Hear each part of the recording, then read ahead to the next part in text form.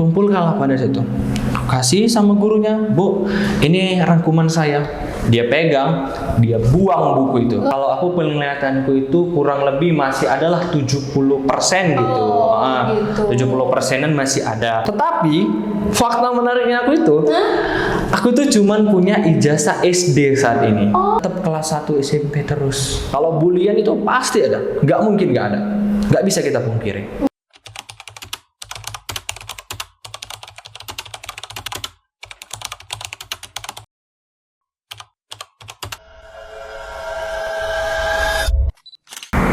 Hai sahabat Karsa Cakrawala Inklusi. Kali ini kita kedatangan salah satu sahabat difabel yang akan membagikan kisah inspiratifnya untuk kita semua. Beliau adalah tunanetra Low Vision, ketua anggota organisasi DPD Sumatera Utara.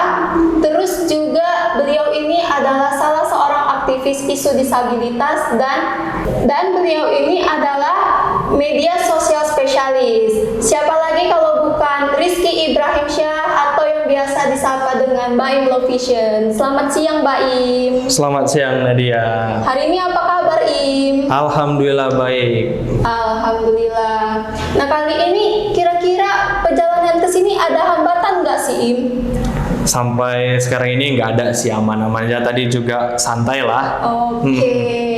Nah teman-teman pasti semuanya tahu kan, biasanya abang ini selalu yang menanya-nanyai, selalu yang menjadi host. Nah di episode kali ini abang ini jadi narasumbernya, kita gantian. Sekarang aku yang jadi ininya, hostnya. Oke. Nah jadi nih Im, bincang-bincang sedikit. Oke? Oke, gas silakan. Oke. Nah jadi Im, ini kulihat kan, Mbak Im ini sebetulnya kayak kalau ditengok dari mata-mata orang normal ya kan, beliau ini kayak nggak kejadian apa-apa, nggak nampak disabilitasnya atau difabelnya. Nah ternyata beliau ini adalah low vision. Nah jadi gini Im, kau ini kan low vision itu bawaan dari lahir atau ketika mulai beranjak dewasa? Boleh nggak ceritain? Boleh. Jadi gini ceritanya Nadia. Aku ini tunanetra low vision, tapi bukan dari lahir. Nah, aku itu jadi tunanetra low vision itu dari umur 13 tahun. Secara tiba-tiba saja sewaktu duduk di bangku sekolah. Nah, jadi kan ini tunanetranya itu sejak umur 13 tahun. Nah, itu kenapa bisa ada nggak gejala-gejalanya gitu? Nah, awalnya itu nggak ada. Semula ya biasa aja gitu kan. Tetapi sewaktu aku di sekolah itu, aku rasa itu terjadinya cukup singkat ya. Kurang lebih 3 hari menurutku. Itu hari pertama di hari Minggu, itu siang hari. Nah, kebetulan aku lagi lihat laptop karena ada mau tugas. Tiba-tiba kayak lihatnya itu kalau kita lihat handphone kayak kurang kecerahan, kurang brightness gitu kan. Nah, pas aku lihat, oh ini mungkin karena ngelawan matahari gitu. Oh, udahlah, nggak ambil pusing. Masih aman nih, jalan apa so masih bisa baca, masih bisa. Di hari Seninnya pagi masih aman. Sampailah akhirnya di Selasanya itu les terakhir, aku pulang jam 2. Nah, setelah sholat zuhur, tiba-tiba aja pas belajar, lagi nulis, itu udah nggak kelihatan, udah rata semua itu tulisannya di papan tulis. Ya udah gitu ceritanya jadinya, singkat begitu saja. Jadi tiba-tiba aja gitu? Betul, tiba-tiba aja gitu. Gimana sih kau ini menjalani hari-harimu setelah itu? Nah, setelah kejadian itu, ya saya nggak ambil diam lah ya, kita bilang. Saya lapor dengan orang tua. Terus aku bilang, mah ini mata abang, saya panggil abang kan, kabur tiba-tiba. Waduh, orang tua panik dong. Dibawalah ke dokter spesialis mata. Nah, pada saat itu aku masih tinggal di daerah provinsi, nggak di kota gitu. Aku di kabupaten dulu. Nah, dibawalah ke dokter spesialis. Di situ dicek lah nih, dicek. Aku ngerasa aku masih sembuh nih. Paling butuh kacamata aja kayak anak-anak pada umumnya. Tetapi pas di situ dokternya geleng-geleng. Aduh, aku pikir kenapa ya? Apa separah itu mataku gitu? Ternyata bener dugaanku. Dokternya bilang tunggu seminggu lagi ya.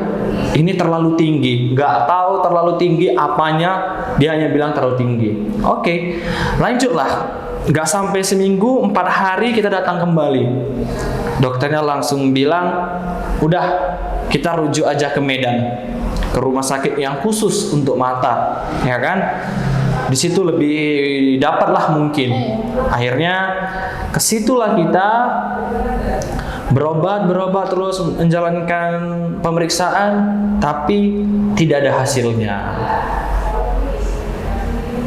Jadi sehabis dari kau kayak gak jelas atau gimana gitu kan, ada nggak perubahan yang terasa di hidupmu dari kau awalnya sebelum kena low vision ini sampai yang kau terdiagnosa low vision itu? Nah, sebenarnya low visionku ini baru aja ditemukan ya, kita bilang gitu kan. Apalagi ini kan golongannya dari tunanetra gitu. Dan sampai detik ini aku belum tahu nih apa diagnosa yang ada dalam hidupku ini, dalam penyakitku ini gitu. Ya kan? Karena aku udah banyak keliling rumah sakit, sampai alhamdulillah dari rezeki kita bisa keluar kan negara tetangga, itu dicek juga nggak ada hasilnya. Semua rumah sakit mata nggak ada hasilnya. Sampai pada akhirnya aku coba periksa di satu daerah beda provinsi. Disitulah dikatakan optik atropi karena sarafku ada yang pucat, tetapi sebelah saja, sebelah kiri, sebelah kanannya ada kelainan di retina kalau nggak salah. Nah, terus aku ngerasa pertama kali hidupku ini ngerasanya beda gitu kan. Dulunya aku bisa lihat tanpa batasan, sekarang ada batasan gitu kan. Tetapi ya udahlah gitu kan, gak ambil pusing karena aku dari pertama kali pun kena sakit seperti ini, aku ya fine aja. Aku terima apa yang terjadi dalam hidupku. Aku rasa ini suatu kelebihan dari Allah ya. Jadi gak mau ambil pusing lah, santai aja.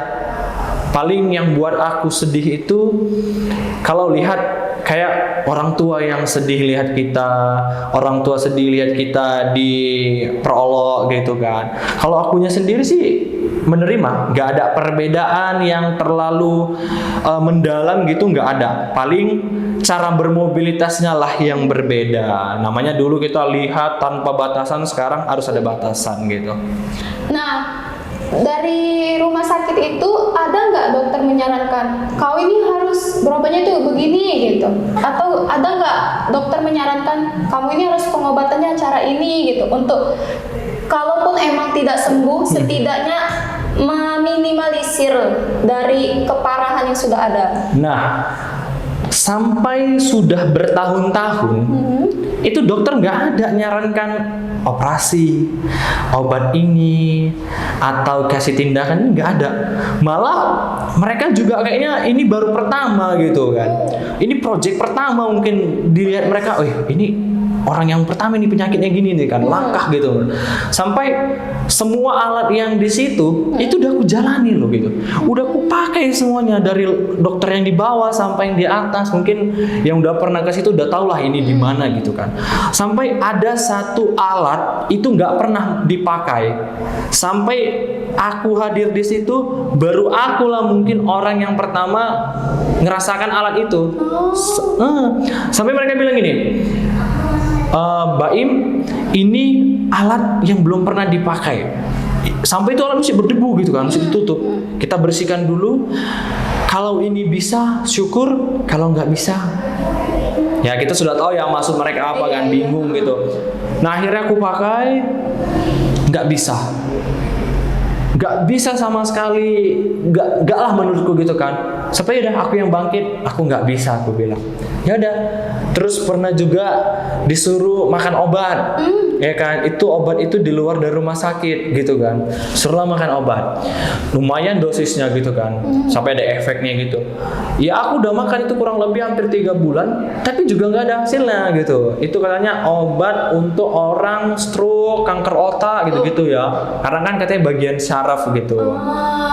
Nah, kalau berobat non medis gitu ya, tapi bukan dukun ya, gitu, hanya berobat tradisional gitu aja, itu udah pernah juga. Tapi ya kita tahu sendiri kan, namanya biasanya orang sakit datang ke tempat tradisional, ujung-ujungnya apa? Jadi proyeknya mereka kayak gitu. Bener. Yang dibilang inilah, dibilang itulah, nggak jelas sebenarnya, gitu. Oke nih Im. Nah, terus nih kan Im, yang buat kau bangkit itu apa Im? Nah, ya pasti ya yang buat aku bangkit itu yang pertama karena semangatnya orang tua, ya kan. Apalagi mamaku ya gitu. Mamaku itu orang yang paling aware gitu menurutku dalam hidupku. Ya namanya ibu ya, pahlawan sesungguhnya dalam hidup kita gitu. Dia menurutku orang yang paling penting. Karena selama perjalanan hidupku di tahun 2017 saat aku pertama kali jadi tunanetra, ialah yang selalu dampingi, selalu mikirkan mau jadi apa sih aku ini ke depannya. Anakku ini bagaimana kelanjutannya. Jadi lihat semangat orang tuaku itu, mamaku itu yang mikirkan harus makan vitamin ini, makan buah ini. Kalau ditanya apa yang belum ku makan untuk sembuh, udah semua.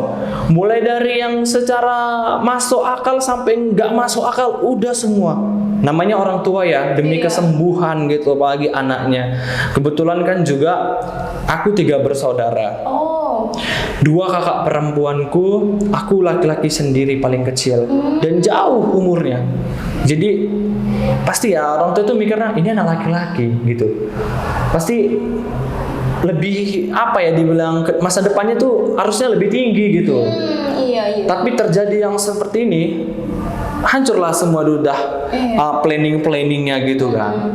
Jadi ibuku lah ya, mamaku tuh yang termasuk membuat semangat dalam hidupku itu bangkit karena supportnya dia, karena lihat giginya dia buat aku tuh harus jadi apa. Dia lah yang buat aku sampai saat ini semangat bisa bangkit seperti itu Nadia. Oke. Nah, ini aku penasaran Im. Kan kau ini low vision gitu kan. Low vision ini berarti kau masih bisa melihat gitu kan. Tapi berapa jangkauannya? Berapa persen? Nah, jadi low vision itu Nadia, kalau di akunya sendiri ya, aku ini termasuk low vision yang masih good. Nah, karena low vision itu ada yang poor. Pur itu yang udah gak baik lagi lah penglihatan, udah kecil gitu. Nah kalau aku penglihatanku itu kurang lebih masih adalah 70% gitu. 70%-an masih ada. Aku bermobilitas, naik pesawat, naik ojol, naik bus kota, itu sendiri bisa. Keren. Malah aku mau check up ke rumah sakit, itu aku sendiri. Oh iya. Sendiri. Nah, jadi penglihatanku itu paling jelasnya itu setengah meter sampai 30 cm gitulah, 30-15 cm itu masih oke lah gitu, tapi huruf-huruf besar ya. Nah, jadi kan Im, dengan keadaanmu yang low vision gini, itu kau sekolahnya gimana Im? Nah, jadi pasti orang bertanya ya, kalau orang lihat mungkin sosial mediaku atau perjalanan digitalku ya gitu. Apalagi kalau aku udah di organisasi bicara kadang gitu kan, ikut seminar. Orang pasti mikir nih, oh Mbak Im ini kayaknya udah sarjana nih gitu. Apalagi kalau lihat aku kalau lagi presentasi apa segala macam. Tetapi fakta menariknya aku itu, aku tuh cuman punya ijazah SD saat ini. Kenapa? Nah, jadi sewaktu itu aku kan sakit mata ya kita bilang ya. Itu di kelas 1 menengah pertama, SMP kita bilang. Jadi aku sekolah di sebuah sekolah negeri, aku nggak mau sebut apalah ya. Jadi semua kan berjalan mulus. Tapi kan setelah 3 bulan aku masuk di sekolah itu, datanglah ya kelebihan ini kepada aku dari Allah. Tetap belajar, surat dokter dimasukkan. Tetap bahwa di kelas ini, di sekolah ini ada anak yang sedang dalam pengawasan dokter gitu. Nah, tetapi nggak tahu lah ya, beberapa guru mengerti. Ada satu guru yang tidak mengerti kalau aku ini ada hambatan gitu. Masuklah dia.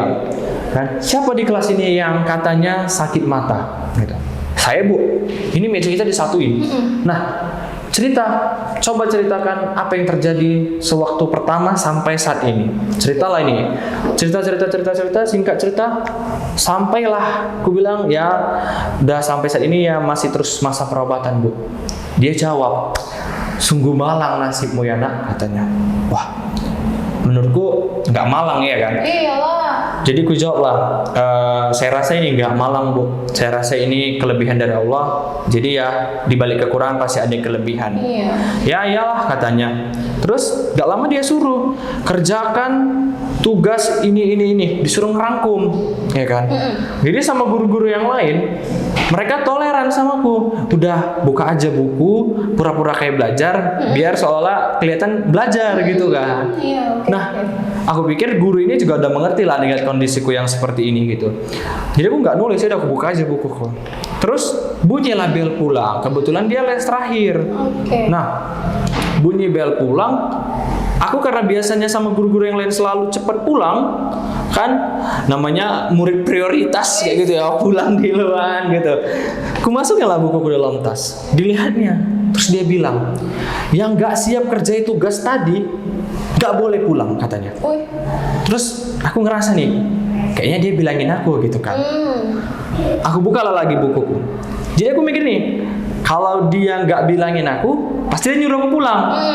Ini kok nggak ada nyuruh aku pulang, berarti memang ngatain aku lah gitu kan, bilangin aku harus siap gitu. Bingung lah saat itu. Gimana ini, gini dengan kondisi yang seperti ini aku bingung. Akhirnya datanglah teman-teman. Sini biar aku bantu tulis. Dibantulah sama yang cowok, yang cewek juga bantu. Ada dapat beberapa baris. Namanya ngerangkum kan. Yang penting ada aja gitu menurut mereka. Udah boleh nih kumpulkan lah. Kumpulkan lah pada situ. Kasih sama gurunya, Bu, ini rangkuman saya. Dia pegang, dia buang buku itu. Dibuangnya buku saya itu sampai lepas dari sampulnya, sampai akhirnya saya ditahan. Gak boleh pulang kurang lebih ada 3 jam. 3 jam atau 2 jam lah gitu. Berarti itu kan termasuk tindakan diskriminasi. Betul, diskriminasi. Sampai saya ditahan itu 2 jam lebih nggak pulang. Padahal ayah saya nunggu di depan. Karena saya nggak bisa lagi pergi sendiri, pulang sendiri gitu kan. Misi pertama diantar jemput lah. Bingung lah ayah saya ini. Dia pulang. Udah pulang si Baim? Belum. Balik lagi ke sekolah. Nggak ada, udah sepi sekolah. Namanya udah sepi sekolah, memang jamnya. Udah jam pulang sekolah kan? Dicari lah lagi kita kemana-mana nggak ada. Sampai akhirnya aku dalam hati gini, ya udah, nggak apa-apa Bu. Silakan tahan saya sampai berapa lama, saya siap. Yang penting siapa di antara kita yang paling kuat di sini? Saya bilang kan, karena mau gimana pun dia tahan saya paksa dia untuk belajar ngikutin baris, saya nggak akan bisa. Mau Tapi dipaksa juga nggak bisa. Betul. Kalau dia mau nerima yang kayak naik-naik ke puncak gunung tulisannya, ya nggak apa-apa gitu. Sampai pada akhirnya karena dilihatnya nggak bisa juga, terus dibilangnya, udahlah pulanglah kau katanya. Ya udah, pulanglah saya. Pulang, tanya orang tua kenapa gini. Itulah yang membuat saya caranya malas untuk sekolah, enggan gitu datang lagi, trauma, takut gitu kan. Walaupun dia dibilang, laki-laki pun takut, tapi kan saat ini kita beda. Iya. Namanya kita dalam keadaan kondisi yang seperti ini dapat hal gitu kan. Iya. Kok segininya orangnya jahat sama aku kan gitu. Ya udah, sampai pas masa naik kelas, datanglah wali kelas. Aku kira, bakal ujian lah aku ini gitu. Ternyata enggak. Wali kelas bilang, kalau kamu mau ujian, kalau kamu mau tetap sekolah, tetap kelas 1 SMP terus. bayangin. Jadi aku ngerasa kejam banget kalian ya gitu. Terus dia bilang, Bu tolonglah Bu, saya bukan nggak mau sekolah, tapi saya kan waktu itu dapat diskriminasi gini-gini. Ya gimana lagi, alasan bla bla lah yang nggak jelas alasan mereka. Dah sampai gimana pun nggak ada, saya diterima, ya udah tetap nggak boleh saya ke sekolah lagi. Sampai saya ngerasa kayak sesedih ini ya gitu. Sekolah negeri loh, saya warga Indonesia, saya anak Indonesia gitu, masa saya nggak boleh sekolah gitu? Sekolah negeri, sekolah pemerintah kayak gitu. Akhirnya ya udah nggak ada kejelasan, saya di rumah aja. Sampai saya coba lagi ke tempat sekolah yang lain, ada yang bilang kepala yayasannya, maaf kami nggak nerima orang kayak gitu. Sampai dibilang mama saya ini, Pak, anak saya ini bukan autis, mentalnya nggak terganggu, hanya matanya saja, itu pun nggak total kok. Iya nggak, kami nggak terima orang-orang kayak gitu. Maaf. Untuk dengar-dengarkan aja Pak, nggak boleh. Udah, akhirnya saya udah 4,5 tahun saya nggak sekolah. Atau kau sendiri pernah nggak kepikiran buat apa kau harus masuk SLB aja gitu? Nah, pertama sempat kepikiran apa aku harus masuk SLB ya gitu kan. Tapi dikarenakan aku tinggalnya dulu tuh masih di kabupaten, itu cukup ya bagian ujungnya Sumatera bagian timur lah gitu ya. Sumatera Utara tapi bagian timurnya gitu. Nah, SLB cukup susah menurutku gitu kan. Nggak kayak di Medan ini banyak. Iya. Jadi gimana, nggak belum cari dulu lah, nggak lah cari-cari SLB dulu, sampai dicari juga tapi nggak ada gitu kan.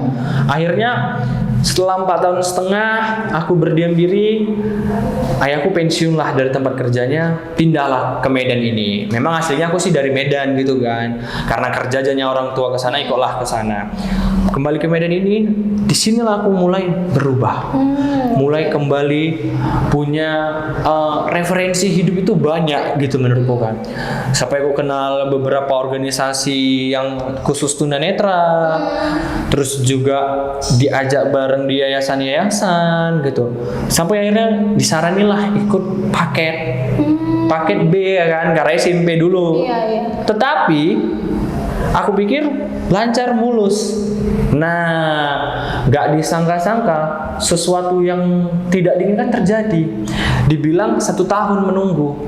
Nah, sudah 1 tahun menunggu, katanya alasannya nggak siap modul. Oke, fine, ku terima.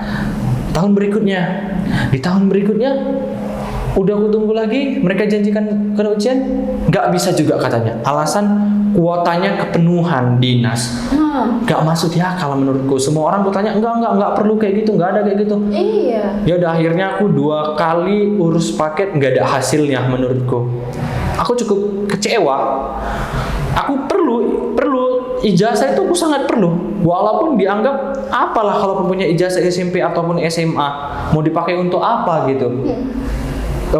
Kalau ditanya untuk apa, biarlah saya memikirkannya untuk apa. Nggak perlu kalian gitu aku pikir. Ya udah. Tapi akhirnya aku nggak boleh lagi di tempat itu. Ijazah pun nggak ada juga. Teruslah aku ambillah paket lain di tempat yang lain. Alhamdulillah tahun ini aku akan keluar ijazah SMP ku dan lanjut nanti 3 tahun berikutnya SMA gitu Nadia. Nah, selain dari yang guru yang kau bilang agak diskriminasi tingkahnya gitu kan, sikapnya ke kau, ada nggak dari lingkungan sekitarmu yang memperlakukan kau tuh kayak ini anak kenapa ini, kayak membeda-bedakan kau lah gitu dengan orang lain gitu, mendapatkan perilaku diskriminasi serupa?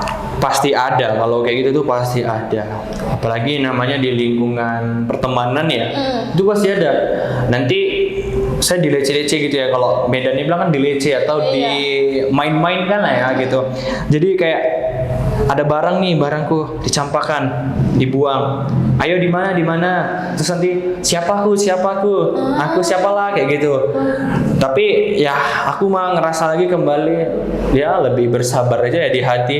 Ya udahlah, namanya kita yang seperti ini ya sabar. Paling aku kadang-kadang bilang, silakan kalian kalau mau memperoleh aku no problem, it's okay kayak gitu.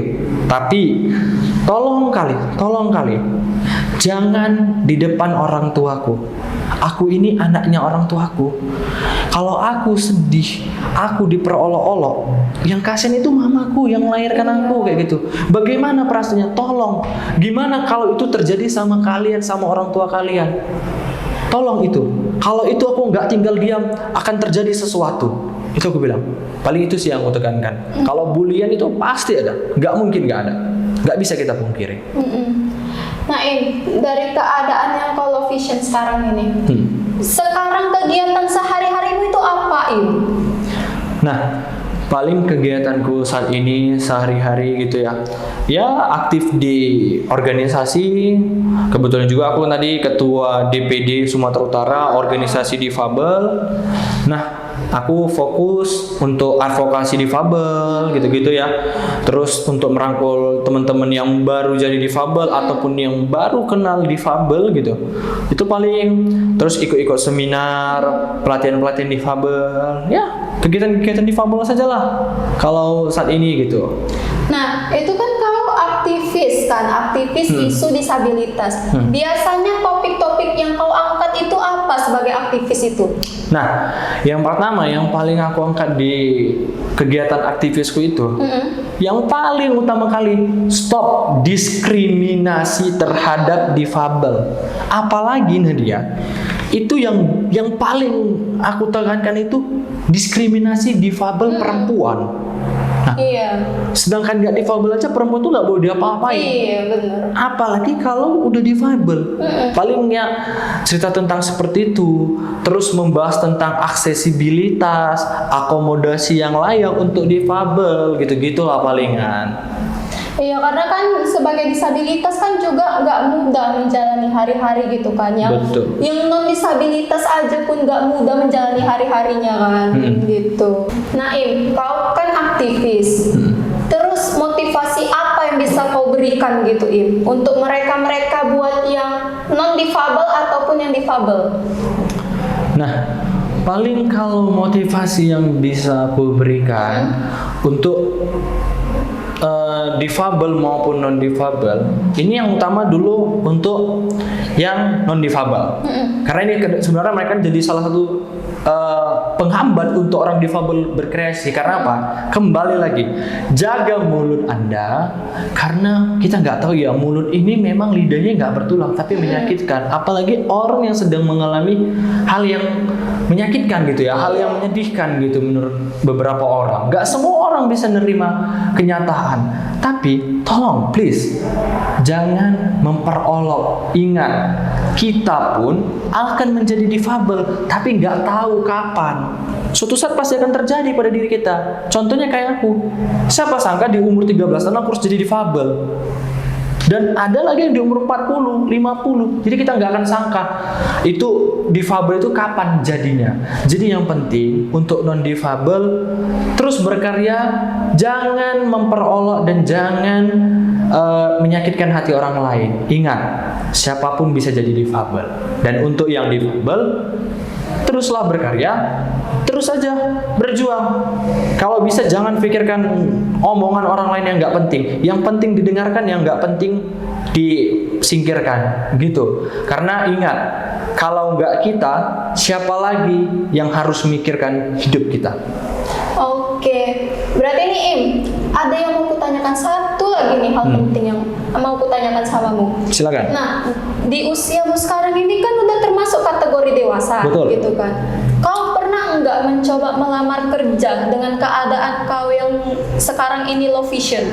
Atau ada nggak pernah kayak terpikiran kayak aku butuh kerja nih atau gimana gitu? Betul. Pernah nggak Nah, ini sebenarnya hal yang paling menarik nih.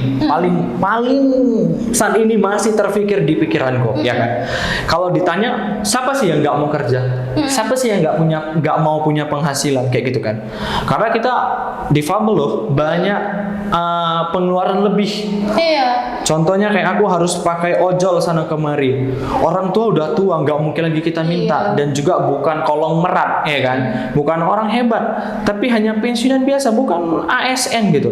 Nah, jadi kita perlu pekerjaan. Tetapi Nadia, aku udah coba beberapa kali cari pekerjaan sampai pada akhirnya ikutlah di suatu job fair. Karena aku udah masukin surat permohonan, ya kan, ke suatu instansi pemerintahan. Karena ngerasa kayak susah banget cari pekerjaan ini. Kayaknya aku perlu nih pekerjaan gitu. Buatlah surat permohonan, lampirkan, sampai dihubungi. Ayo ikut job fair. Saat itu adalah suatu tempat yang nerima difabel, itu ya logo merah, minimarket gitu. Dia bilang, interview lah ini. Kamu difabelnya apa? Saya difabel tunanetra low vision. Oh, kebetulan kita memang nerima yang difabel tunanetra, daksa, dan teman tuli. Oh, sesuai saya kira. Terus interview lah, ditanya, kamu berapa bersaudara? Saya jawab, sampai dia tanya, skillmu apa? Kebetulan aku kan skillnya public speaking, ya kan, karena aku ingin jadi motivator. Kadang-kadang sering juga ikut-ikut show gitu kan. Terus dia bilang, ya saya akui public speakingmu bagus dari tadi setelah kamu bercerita gitu. Terus kira-kira kalau kamu bekerja, apa kerjaan yang paling kamu minati? Ya sesuai dengan skill saya Pak, basic saya. Saya juga dulu pernah ngelola sebuah usaha teman saya dan itu alhamdulillah berhasil. Paling ya jelasin ke customer, produk-produk gitu kan.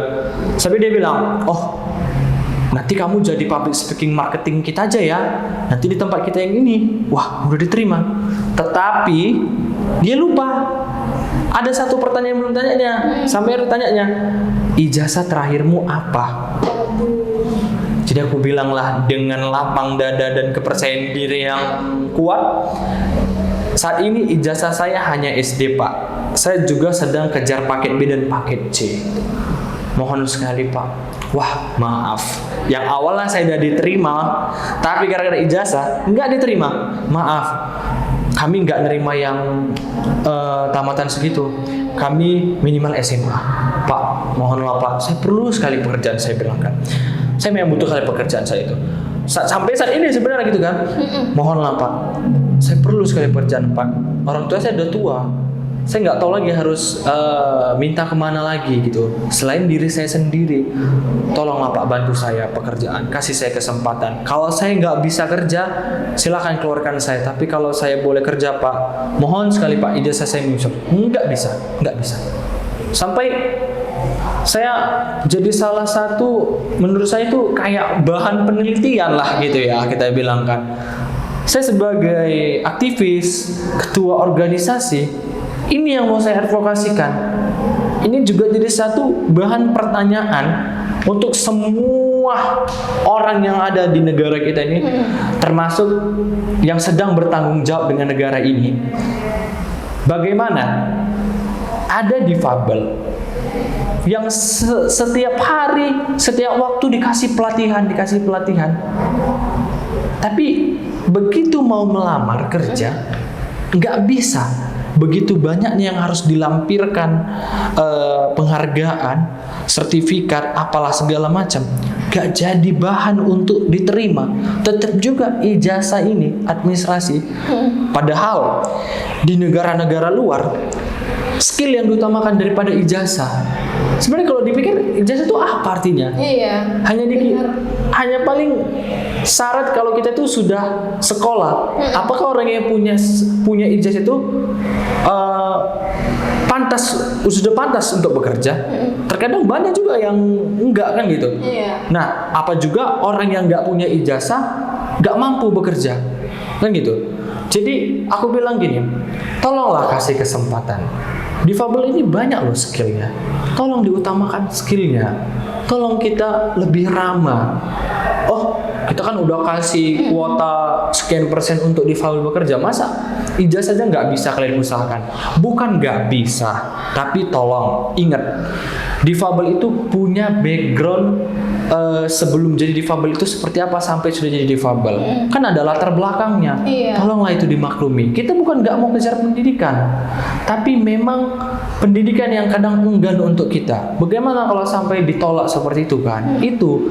Jadi aku ngerasanya itulah aku advokasikan bayangin ada satu kepala rumah tangga difabel yang harus melamar kerja, sudah memiliki banyak skill yang diakui sebenarnya hebat dia, tetapi karena ijazah yang nggak ada, dia harus ditolak. Skillnya nggak diakui karena nggak punya ijazah. Padahal udah paten gitu. Nah, bayangin Nadia, dia kepala rumah tangga, punya anak, punya istri, ya kan? Coba aku tanya nih sama Nadia sebagai host. Kalau Nahan beli baju, beli handphone baru, beli motor baru, beli mobil baru, gaya hidup lah kita bilang, bisa ditahan nggak? Untuk nahan mungkin bisa, tapi mungkin agak berat. Tergantung kayak kalau cuma untuk keinginan mungkin berat di aku, kan. Tapi kalau yang untuk kebutuhan mau nggak mau ya tetap harus terpenuhi. Betul. Terlepas dari yang kayak keinginan yang aku mau tadi. Kalau yang kayak gitu-gitu tuh bisa lah kita tahan. Tapi kalau yang namanya kebutuhan hidup, Iya, kebutuhan pokok itu tadi. kebutuhan pokok, makan, kebutuhan di rumah, kayaknya tuh nggak bisa ditahan, gitu kan? Kalau nahan lapar boleh, nahan lapar. Seminggu paling jago orang nahan lapar. Gak akan mungkin tahan berbulan-bulan, bertahun-tahun. Kayak aku nih harus ditunggu 4 tahun sampai punya ijazah SMA, aku harus nahan lapar. Wah, gak masuk di akal kalau kayak gitu. Jadi aku bilang gini, berarti kita relakan di negara kita ini orang satu keluarga mengakhiri hidupnya, ya kan? Karena nahan lapar, karena nggak bisa kerja. Oh, kerja yang lain ada, tapi dia membutuhkan kerja yang itu karena penghasilan yang tetap. Dan difabel ini banyak yang nggak punya penghasilan tetap. Iya. Jadi apakah kita relakan satu keluarga ini mengakhiri hidup karena nggak makan? Ini Indonesia loh, kekayaan alamnya besar. Iya benar. Tapi kenapa banyak orang miskin di negara kita ini? Itu yang aku masih gak masuk di logikaku. Negara yang kaya, negara yang punya segala dari ujung sampai ujung, dari Sabang sampai Merauke. Tapi dari Sabang sampai Merauke juga miskin banyak orang-orangnya. Jadi aku bilang, tolonglah refresh kembali, tolong ini masukan sebenarnya untuk seluruh petinggi-petinggi yang menaungi kita, tolong kasih kesempatan difabel pekerjaan yang tanpa terlalu banyak administrasinya. Itu sangat memberatkan. Kalau diboleh, kita bakal serahkan juga kok administrasi kita itu. Tapi tolong dulu kasih kesempatan, itu saja Nadia. Iya, terakhir kan poinnya yang difabel ini kan dibina terus, diberikan pelatihan. Tapi kan pengaplikasiannya di dunia kerja juga kayak dikit-dikit nggak nerima, dikit-dikit kayak begini, begitu, ya kan? Karena kurang kesadaran sebenarnya, kurang advokasi, kurang informasi mereka. Kalau nggak mesti loh ijazah itu salah satu patokannya. Di luar negeri itu banyak loh gitu kan, gak bilang tadi difabel tanpa ijazah bisa bekerja. Skill yang diutamakan. Jadi buat apa selama ini kita dilatih, diberikan seminar, diberikan pelatihan, kalau skillnya itu nggak bisa digunain ya, sertifikat itu katanya nanti diajukan, nggak ada gunanya. Tetap juga ijazah intinya kayak gitu. Jadi aku harap ini bisa didengar masyarakat luas, bisa disampaikan dan semua bisa mendengar dan jadi perubahan untuk setiap ya kepala-kepala daerah kita semuanya, atau sampai di atas sana bisa mulai membuat kebijakan. Tolong ijazah untuk difabel tidak dijadikan patokan terdepan, tetapi lihat skillnya. Selagi dia mampu mengerjakan pekerjaan itu, dia berkompeten, kasih kesempatan, kasih peluang, dan berikan ruang yang inklusi. Oke. Nah Im, sebagai penutup nih, ada nggak kata-katanya Im yang mau kau sampaikan buat mereka-mereka nih yang kayak pada nonton nih kan podcast kita ini, nama YouTube ini Karsa Cakrawala Inklusi. Cak dulu Im, kau sampaikan kata-kata kamu itu Im. Nah, jadi kawan-kawan, untuk kawan-kawan yang difabel maupun non difabel, ada satu kata-kata dari aku, Mbak Im Love Vision. Ingat, hidup ini sebuah pilihan, bukan sebuah keluhan. Jadi, apapun yang kamu mau, ingat, hidup ini pilihan. Jadikan dirimu seorang pejuang, bukan seorang pecundang. Ingat, itu ya. Salam inklusi aja pokoknya. Tetap semangat. Nah, jadi kalian denger itu kata-kata dari Bang Baim. Jangan kayak kalian jadi apa tadi kau bilang mental pecundang. Iya. Nah, jangan. Intinya kalian tetap semangat gitu kan. Dengan apapun kondisi kalian pede aja dulu. Betul nggak Mbak Im? Betul. Oke. Sekian bincang-bincang kita hari ini. Kalau kalian suka, bolehlah kalian agak-agak kalian like, comment, dan subscribe channel YouTube kita ini. Oke, everyone. Bye.